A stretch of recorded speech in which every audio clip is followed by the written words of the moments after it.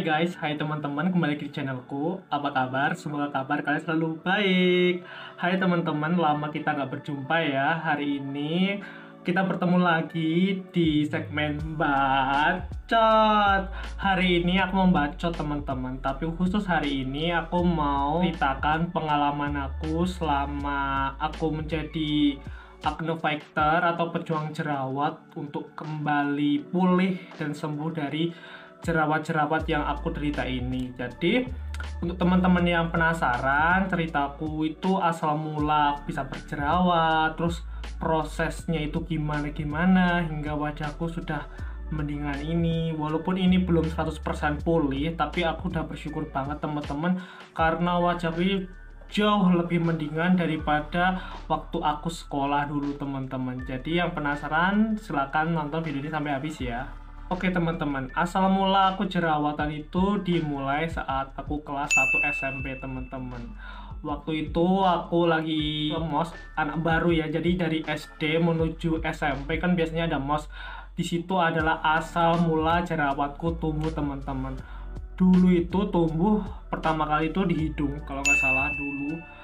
Terus itu bener-bener apa ya, minder lah, tahu sendiri kan. Hari pertama mos jerawatan, sedangkan teman-temanku yang lain tuh mukanya biasa-biasa aja. Terus itu perasaan itu minder banget ya, jelas malu banget teman-teman. Dan mulai dari sejak awal itu jerawatnya itu nggak hilang teman-teman, mulai dari hidung, kemudian pipi, dagu, sebar seluruh muka teman-teman. Untuk waktu itu kan aku mikirnya gini, oh ya mungkin ini waktunya puber kan, teman-teman sendirilah untuk waktu-waktu kayak SMP, SMA itu kan waktunya puber. Jadi aku berpikir positif, oh ya mungkin ini puber. Tapi kelama-kelamaan kok jadi gini gitu loh. Kok bukannya lebih mendingan ataupun hilang, tapi kok tambah parah. Jadinya itu gimana ya teman-teman? Rasanya itu nggak enak banget. Apalagi lihat kondisi wajah teman-teman kita yang biasa-biasa aja, sedangkan wajah kita kok makin hari makin hancur. Ini kenapa ini? Dan disitulah mulai timbul penasaran, ini jerawat kenapa nih nggak sembuh-sembuh, masa puber gini terus.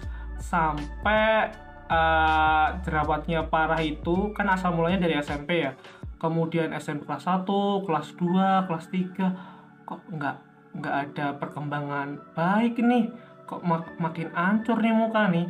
Kemudian waktu masuk SMA kelas 1, kelas 2, kelas 3 parah banget teman-teman.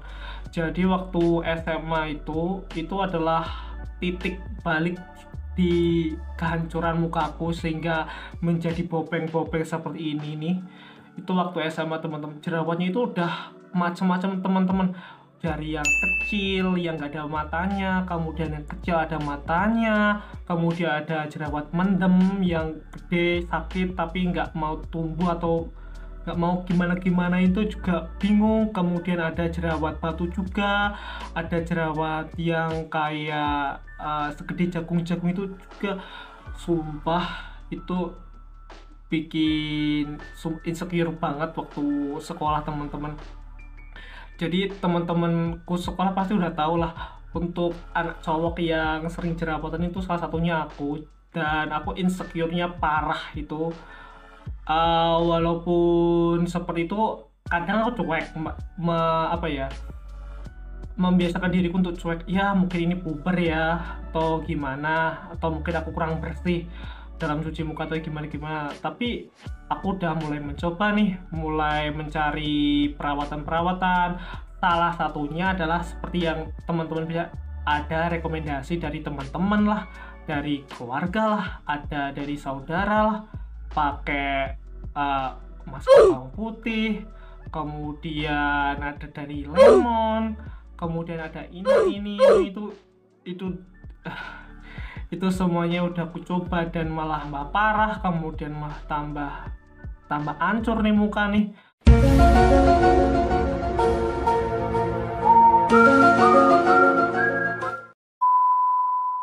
Selain itu, dari bermacam-macam jerawat itu pasti apa ya, memberikan rasa yang tidak nyaman, rasanya celekit-celekit, perih, kena sinar matahari pun rasanya ampun deh, rasanya panas, celekit-celekit juga. Kemudian kalau mau ketemu orang pun jadi malu, sungkan.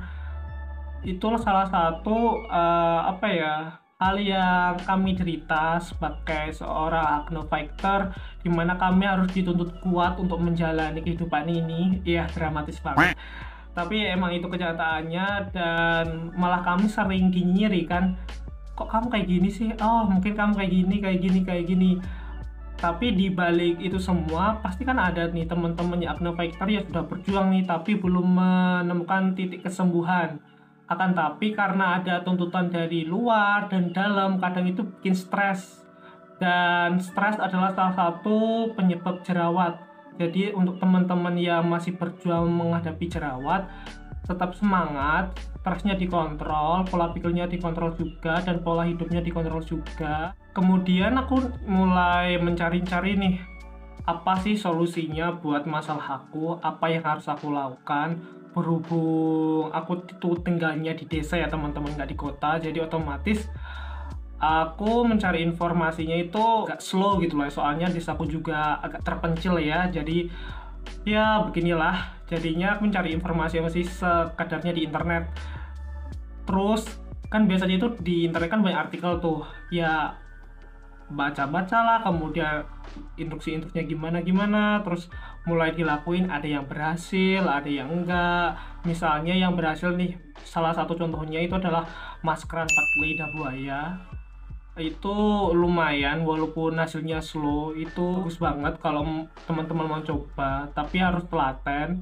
Ada juga itu masker madu teman-teman, jadi baik masker lidah buaya atau masker madu ini hasilnya lumayan, membuat kulit lebih tenang, kemudian untuk iritasi, dan kemudian untuk jerawat-jerawat yang mau numbuh itu kayak diredam, kemudian dikalemkan lagi kulitnya, peradang-peradangannya dikalemkan lagi. Yang penting itu teman-teman telaten. Nah, aku sudah punya videonya, itu ada maskeran 7 hari berturut menggunakan lidah buaya, ada juga maskeran menggunakan madu 7 hari berturut. Jadi teman-teman yang penasaran bisa lihat videonya di deskripsi box di bawah. Selain beberapa hal yang istilahnya ada yang berhasil dan ada juga yang enggak, seperti masker bawang putih, kemudian lemon tadi, aku juga mulai mencari nih produk-produk skincare. Kan waktu itu kan skincare belum booming ya, itu waktu dulu banget, terlebih kan aku anak cowok, dan di pandangan orang umum skincare itu biasanya itu disebut juga make up untuk kebanyakan cowok. Jadi mau beli skincare atau mau beli facial foam atau sabun cuci muka itu aja terkadang itu bikin malu teman-teman, karena dipanggilnya aja, masa kamu pakai make up sih atau gini, padahal itu kan cuma sabun cuci muka doang gitu loh. Dan itu salah satu keresahan yang aku alami saat waktu remaja. Tapi titik baliknya itu sudah mulai SMA akhir ya, kelas 2 atau kelas 3 itu aku mulai melek nih matanya nih, mulai bisa, oh iya, kalau mau sembuh dari jerawat otomatis kamu harus berubah gitu loh. Dimulai dari semisal ya, mulai dari pembersihan diri dulu.